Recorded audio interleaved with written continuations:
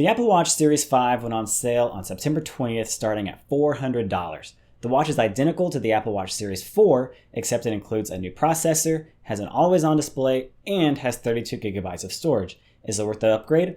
Let's find out.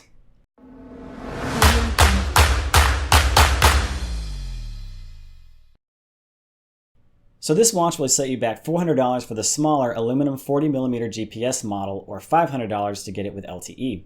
If you want the larger 44mm aluminum GPS model, expect to spend $430 for the GPS version or $530 for the LTE version. If you want the stainless steel version, expect to pay $700 for the 40mm and $750 for the 44mm version. The new titanium version starts at $800 for the 40mm version and $850 for the 44mm version.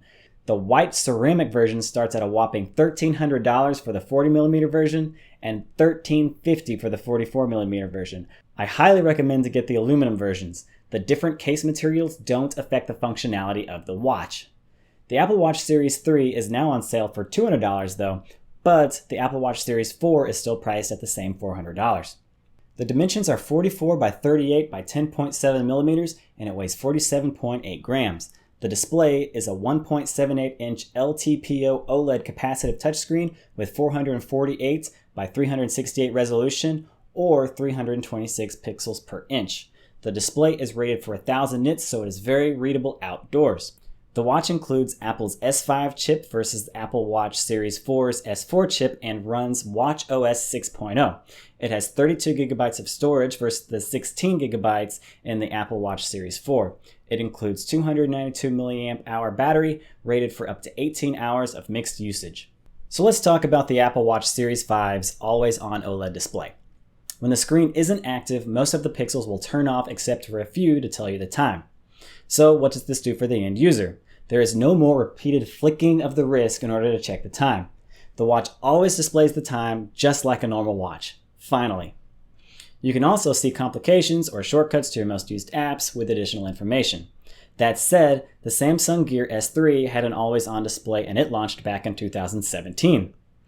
Finally, I know what you're thinking. All Apple Watches have OLED displays. So when can I see this always-on display feature on my Apple Watch Series 4?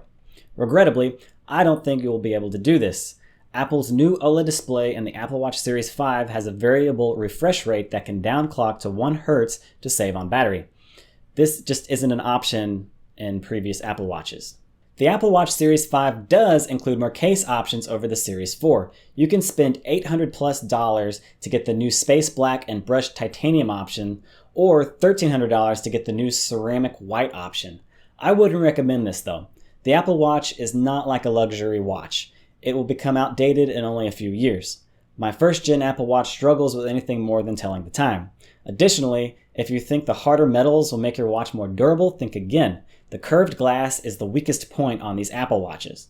The battery in this watch is rated the same as the Apple Watch Series 4. It's rated for 18 hours. You can expect it to last through a day and a half of usage, but you should charge it every night. Exercising and playing music will drain the battery a little faster, but Apple claims the watch can last up to 6 hours of continuous activity tracking.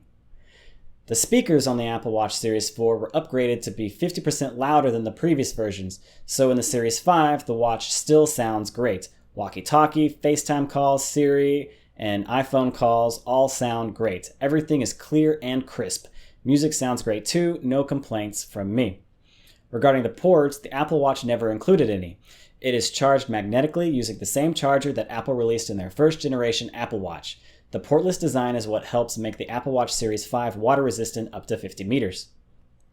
So does the Apple Watch Series 5 perform better than the Series 4? The SunSpider benchmark results for my Series 4 were 1926, and the benchmark results for my Apple Watch Series 5 were 2082. A lower score is better. So this 8% drop in performance is insignificant and could just be due to a firmware difference. The results on my S3 were closer to 8,000. So as a result, there is no speed improvement between the Series 4 and Series 5 watches, but if you have the Series 3 watch and it feels sluggish to you, you can upgrade to either the Series 4 or the Series 5 for a significant performance increase. As far as the apps, it runs the same apps as all the previous Apple Watches. The one new app is a Compass app that doesn't require GPS. Another new feature is International Emergency SOS calling on the LTE version. I guess these features could be useful for a small select group of people, but I don't know. It doesn't seem like a must-have feature to me. So in conclusion, if you want an Apple Watch that feels like a minor spec bump to last year's Apple Watch Series 4, one that has more storage, an always-on display, titanium and ceramic chassis options, a new compass feature, and international emergency SOS calling on certain models, then the Apple Watch Series 5 is for you. Just remember, the speed isn't any faster than last year's model, and the new titanium and ceramic options are extremely pricey for a watch that will be outdated in only a few years.